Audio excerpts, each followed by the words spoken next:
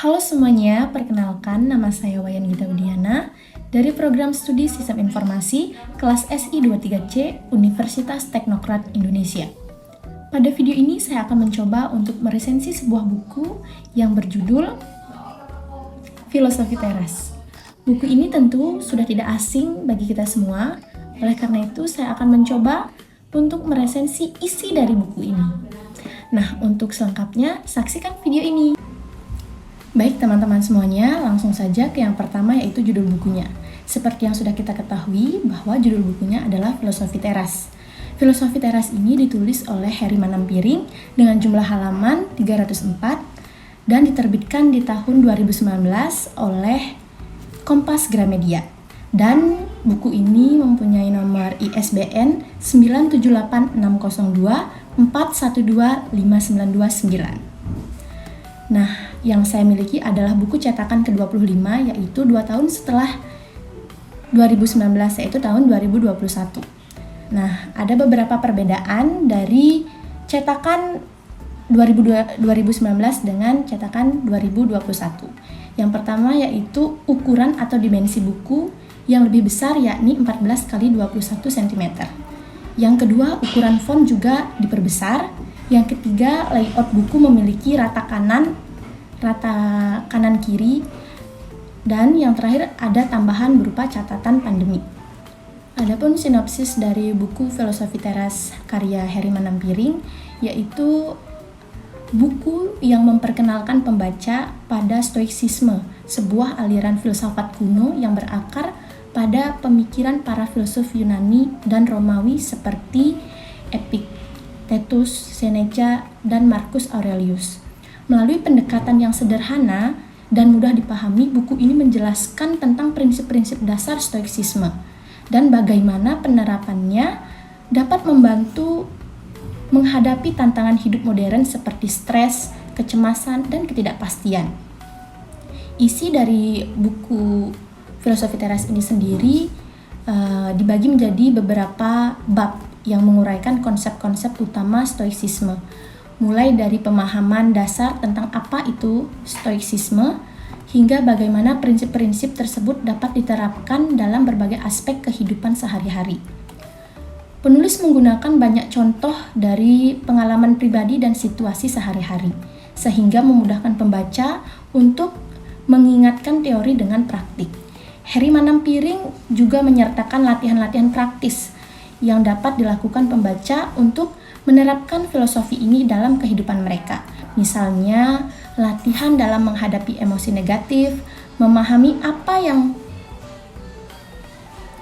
berada di dalam kendali kita, dan menerima hal-hal yang berada di luar kendali kita. Untuk selanjutnya, saya juga akan menjelaskan kelebihan dan juga kekurangan dari buku Filosofi Teras menurut saya sendiri, pengalaman pribadi dari membaca buku ini. Baiklah teman-teman semuanya, akan saya mulai dari kelebihan dari buku ini terlebih dahulu. Yang menurut saya kelebihannya dari pengalaman pribadi membaca buku ini, yang pertama, pendekatan yang sederhana dan mudah dipahami. Karena penulis yaitu Heri Manampiring menggunakan bahasa yang ringan dan jelas, terutama pada cetakan ke-25. Yang membuat konsep Stoicisme yang kadang terkesan rumit menjadi lebih mudah dimengerti oleh pembaca awam.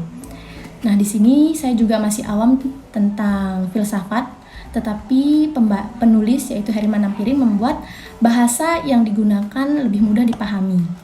Yang kedua, relevansi praktis. Buku ini menawarkan banyak tips praktis dan latihan yang dapat langsung diterapkan dalam kehidupan sehari-hari, membantu pembaca mengelola emosi dan menghadapi stres dengan lebih baik. Nah, di sini juga dalam bukunya memberikan beberapa tips untuk cara mengolah emosi dan menghadapi stres dengan lebih baik. Nah, saya rasa itu merupakan salah satu kelebihan yang sangat luar biasa dalam buku ini. Yang ketiga, penggunaan ilustrasi dan contoh nyata. Nah, banyak dari contoh dari kehidupan sehari-hari dan pengalaman pribadi penulis membuat pembahasan menjadi lebih relatable dan menarik. Nah, di sini di buku ini penulis Heri Manampiring juga menuliskan pengalaman pribadi dari beliau yang dimana tentunya membuat pembaca, terutama pembaca awam, lebih memahami dengan lebih baik karena lebih relatable dan tentunya menarik. Yang keempat, inspiratif dan menguatkan. Buku ini memberikan banyak motivasi dan dorongan bagi pembaca untuk menjalani hidup dengan lebih bijaksana dan tenang. Selanjutnya adalah kekurangan dari buku Filosofi Teras menurut pengalaman pribadi saya. Yang pertama, konsep filosofi yang mendalam. Buku ini memperkenalkan pembaca pada stoicisme, sebuah aliran filsafat yang memiliki konsep-konsep mendalam dan abstrak. Jika pembaca tidak memiliki latar belakang dalam filsafat, konsep-konsep ini mungkin terasa rumit. Akan tetapi, seperti yang sudah saya katakan sebelumnya, bahwa di sini penulis yaitu Heri Manampiring menyajikan dengan bahasa atau kata-kata yang mudah dipahami. Tapi tetap saja bagi saya yang tidak memiliki latar belakang filsafat dan juga masih awam terkait filsafat, ada beberapa bagian yang sulit dimengerti. Yang kedua, bahasa dan terminologi. Meskipun buku ini ditulis dalam bahasa Indonesia, penggunaan terminologi filsafat yang khusus dan terkadang sulit dapat membuat beberapa bagian buku terasa berat. Istilah-istilah seperti dichotomy of control, amor fati, dan premeditatio moralum mungkin tidak familiar bagi pembaca yang awam. Nah, itu tadi berkaitan juga yang dimana ini adalah bahasa-bahasa filsafat. Walaupun ditulis dengan menggunakan bahasa Indonesia, ada kata-kata filsafat yang tidak bisa untuk disederhanakan. Nah, seperti yang tadi saya contohkan. Nah, di situ bagi pembaca awam dan tidak memiliki latar belakang, filosofi tentunya sulit untuk memahaminya. Dan selanjutnya adalah penerapan praktis. Buku ini tidak hanya menjelaskan teori, tetapi juga bagaimana penerapannya dalam kehidupan sehari-hari. Menjembatani teori dengan praktik bisa menjadi tantangan tersendiri bagi pembaca, terutama jika mereka tidak terbiasa dengan pendekatan reflektif dan introspektif yang diperlukan. Dan selanjutnya adalah kecepatan membaca. Buku yang penuh dengan konsep dan refleksi seperti ini membutuhkan pembacaan yang lambat dan penuh pemikiran. Pembaca yang terbiasa dengan membaca cepat mungkin melewatkan nuansa penting yang menjelaskan konsep-konsep kunci.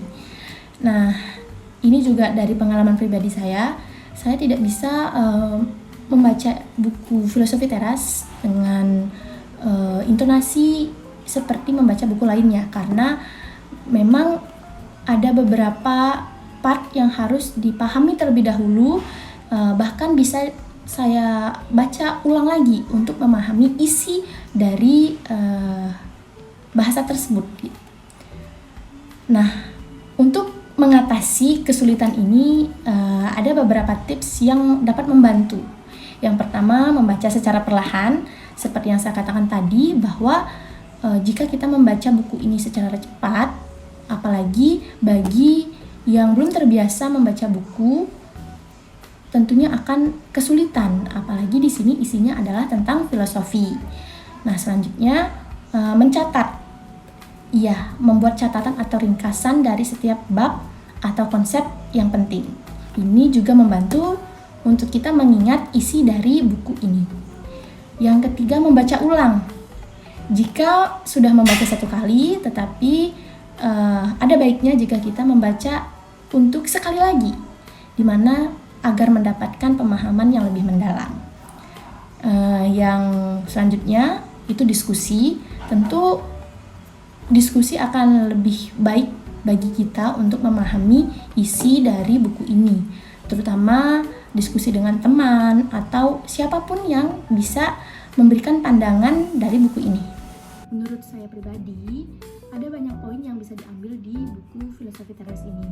Tetapi poin yang menurut saya paling menonjol dan luar biasa, yaitu di mana kita tidak memiliki kuasa untuk mengendalikan hal-hal yang memang di luar kendali kita, seperti contohnya pendapat orang lain, opini, ataupun perilaku orang lain sendiri memiliki kuasa atau kontrol bagaimana cara menyikapi semua hal tersebut. Oleh karena itu, kebahagiaan, stres, dan semuanya sebenarnya bisa kita kendalikan dari diri kita sendiri. Baiklah teman-teman semuanya, itu dia video resensi buku dengan judul Filosofi Teras dari saya. Apabila terdapat kesalahan dan kekeliruan, saya mohon maaf dan terima kasih.